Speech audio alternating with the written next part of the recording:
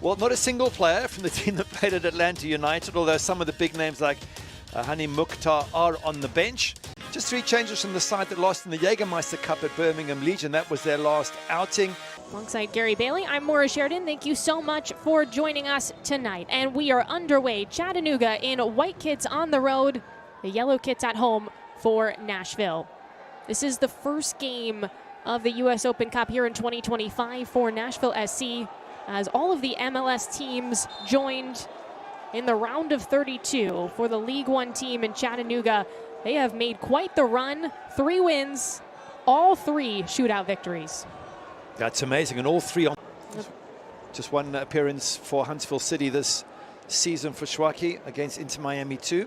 Spent some time at Castellón in Spain and some time in Scotland as well. Up the flank here for Nashville. Options in the box. Just outside, looking for a cross. Lofted up, top of the 18, cut back. And a bit of a reset here. Corcoran. 1v1. Another cross whipped in, off the crossbar. Second chance, too high. Bunbury can't finish. It's not 100% on target, but it's the second good cross to come in from that right-hand side for Nashville. Head up, having a look, waiting to see if they can pick out the right person there. And Jonathan Perez does pick out Bunbury, has 1 header, and then the shot itself, just leaning backwards, sticks that one over the crossbar. Who made the Western Conference final in the USL last year. He said, when chatting to us, him and his team want to do something special. Now, he wouldn't tell us what they call special.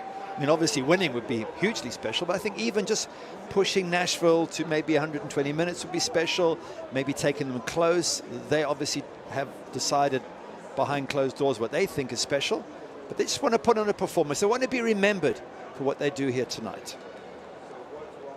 Well, it's a tough collision. Vasquez called for the foul on the Red Wolves side. This Corcoran was slow to get up, but appears to be all right.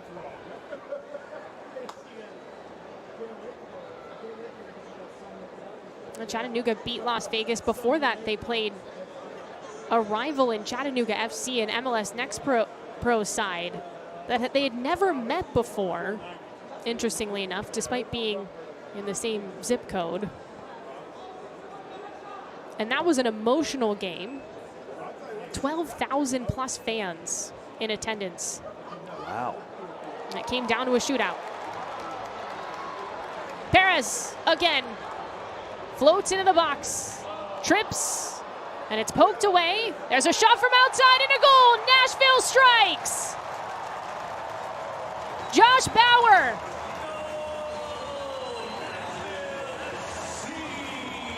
And the MLS club on top. That's a really good strike from Josh Bauer. There's a little bit of confusion in the box for a moment, but they've bombed in so many times, Nashville. They've caused problems. They've been sniffing around the edge of the box. When this comes out, Josh Bauer hits it absolutely superbly. But there's Bunbury knocking the ball out wide, getting into the box. They're running at defenders. They're asking questions of the defense. A little bit of a slip there. Immediately defending the set piece, Chattanooga scores!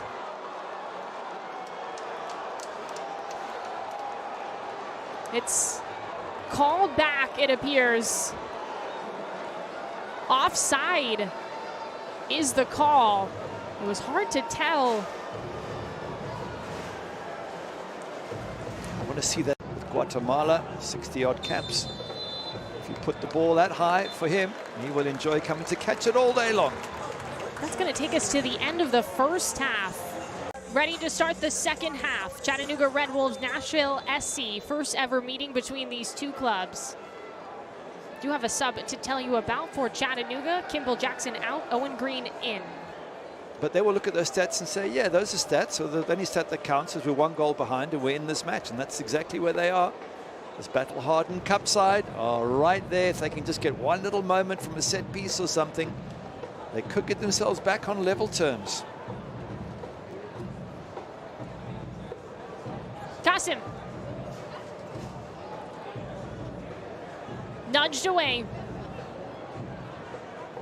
Battling with Owen Green, the second half sub.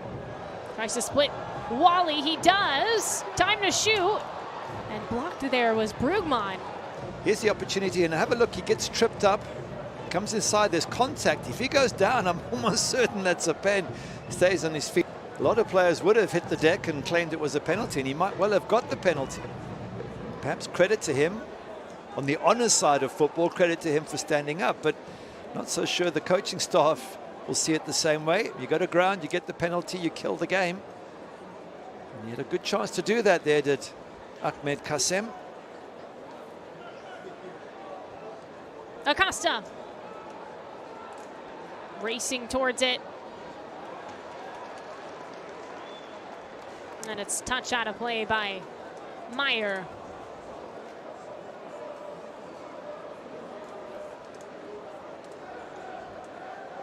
Brugman. Just had his chance denied. Perez.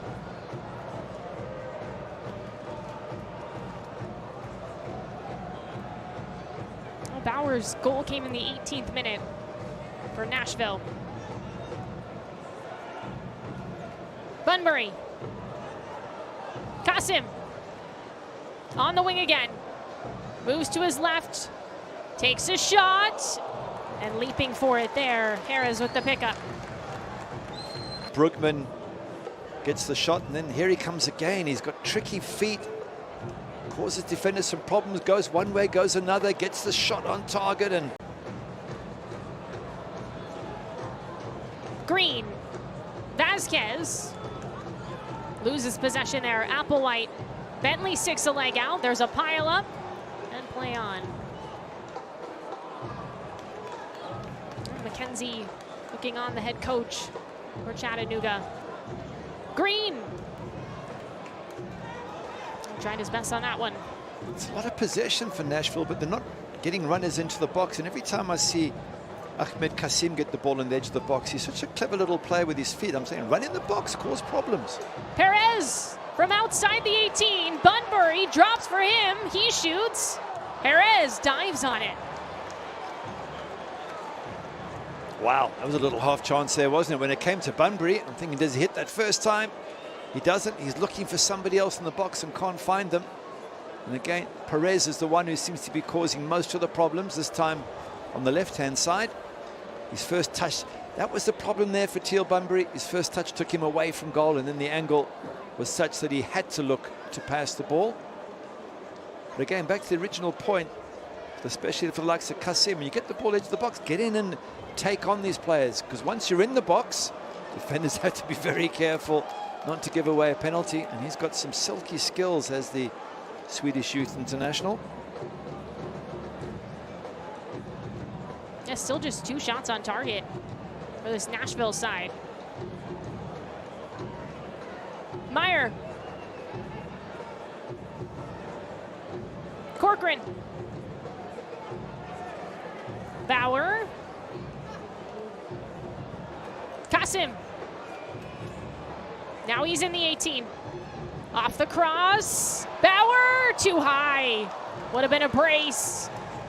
Does get in the box, and this is what he can do. Once you're in the box, defenders are going to be very careful whether they stick out a foot or not. So when you're in there, you've got time maybe to look up and find someone, which he almost does, but when the loose ball comes to Perez.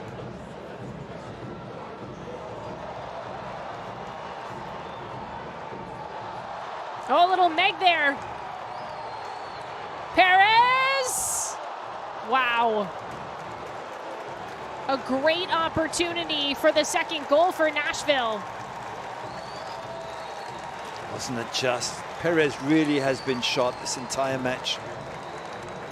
And if you look at touches in the opposition box, 27 for Nashville, 0 for Red Wolves. The stats are not good reading, but I don't think they care. They just want to be close enough to know that if they get one chance to get level before the end of 90 minutes, that they take it and take this match into extra time.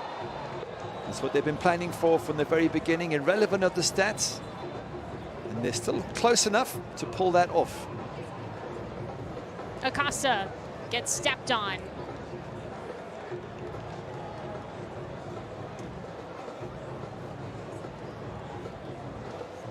Chattanooga going to make a couple of changes when they can.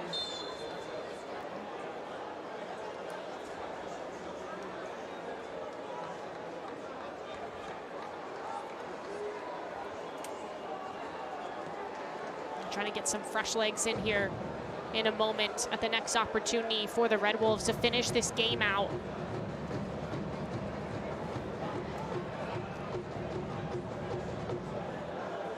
Schwacke, Applewhite.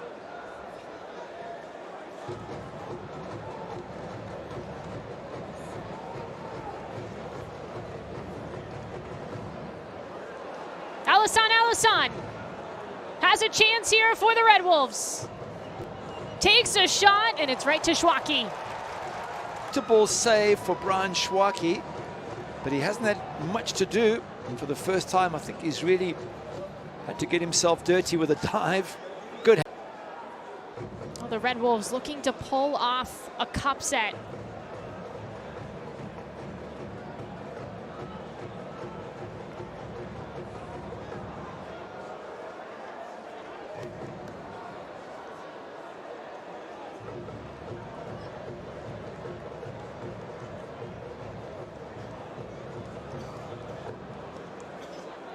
Perez, Gomez,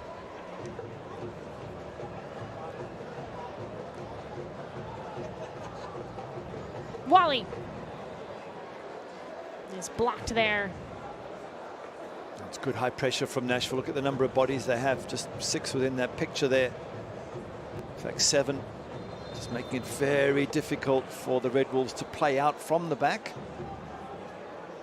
Veynon Vessels will come in, and so will Toby John Hope for this Red Wolf side.